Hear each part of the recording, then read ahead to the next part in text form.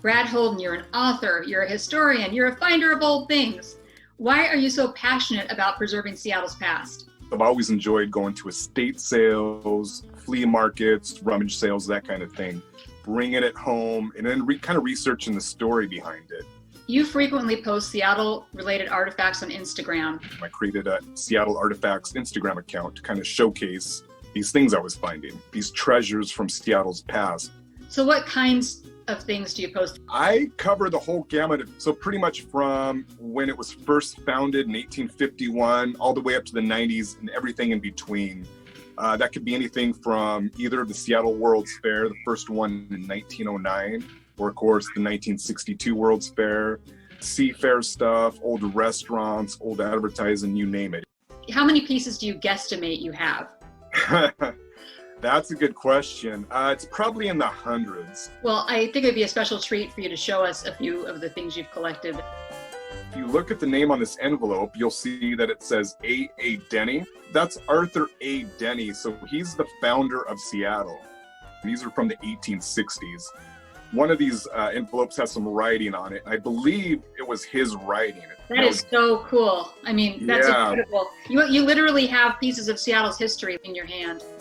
This is a program for the Seattle Theater. This is from 1928. After a few years of being open, they became known as the Paramount Theater. And of course, it's still open today. And then going up a little bit, this is from the 1940s. This is a trifold envelope from the Twin Teepees restaurant. Do you remember this place? I do. I think it closed down in the 90s. So this opens up for the menu part.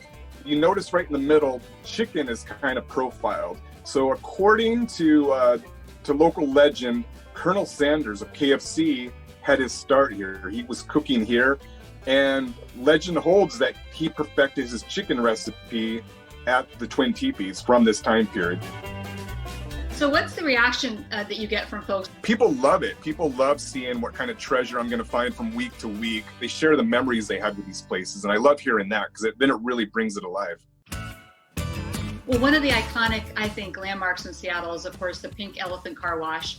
And we recently heard in the news that that's going to be, I guess, torn down, but the sign will be saved. You've done a ton of research into the artist who created that sign and many other landmark signs. Quick little history on the Elephant Car Wash. It's first started out in the early 50s, known as the 15-minute car wash. It was one of the first semi-automated car washes in the country.